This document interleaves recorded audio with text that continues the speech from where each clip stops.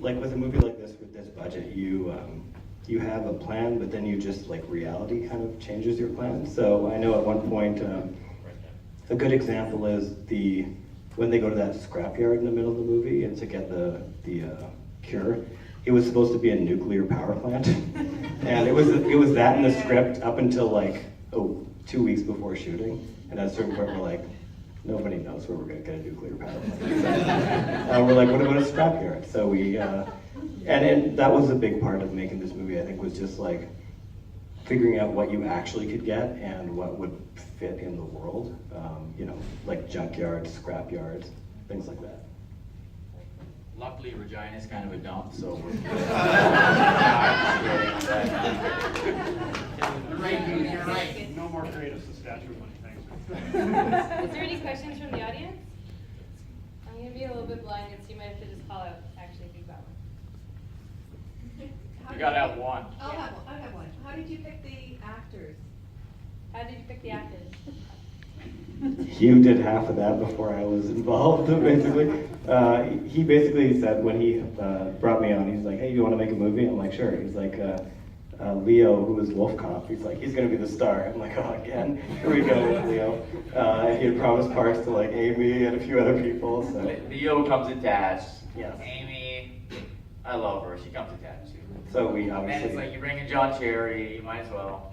Yeah, other than that, it was just traditional casting. Like we had people put auditions forward in tapes and things like that. And it was really hard. Actually, a few of the roles.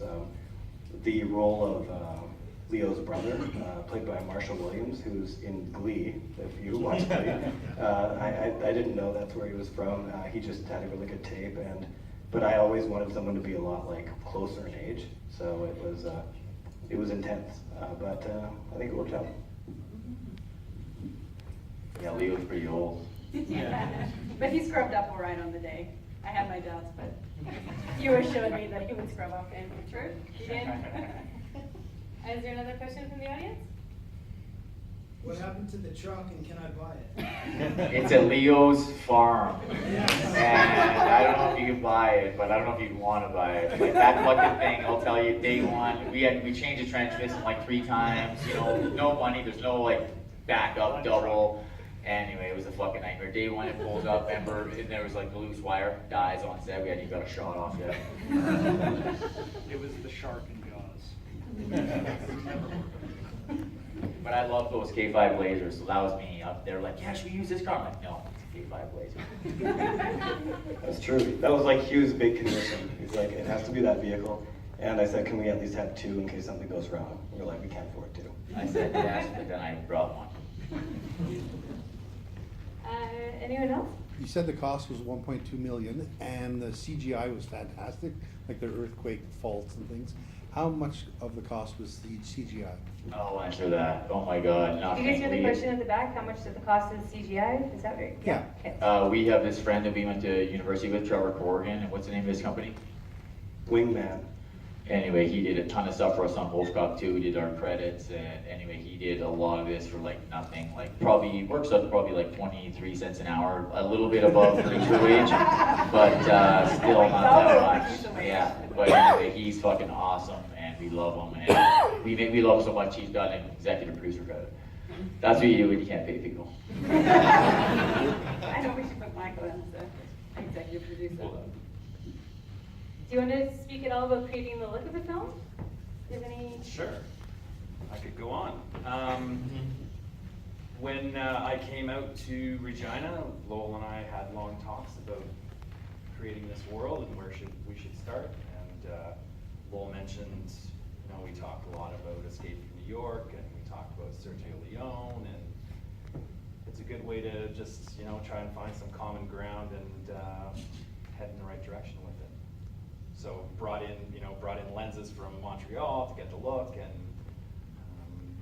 Emerson was great with all the props and set deck and creating the world. Brenda with costumes, all of that. I got the easy part when they put all the nice stuff in front of it, right? I don't know about that. Yeah. Was there an easy part of this film? It was challenging. Maybe say how we met on Wolf Cop 2. You have to tell the story. Well, we met Michael Wolfcock too, -40. We're supposed to shoot some exteriors in Sudbury, so we call it off, it's too cold, and Michael comes up and he says, what do you think, I'm gonna fucking win? You know, he's like, you think I'm gonna fucking, you know, he's like, let's go get those shots, and I'm like, no, we can't, the crew's gonna be, you know. Anyway, I love Michael Wolfcock too, and then it's like now, he's attached, he's like Leo. They got the shots. I got Michael, I got.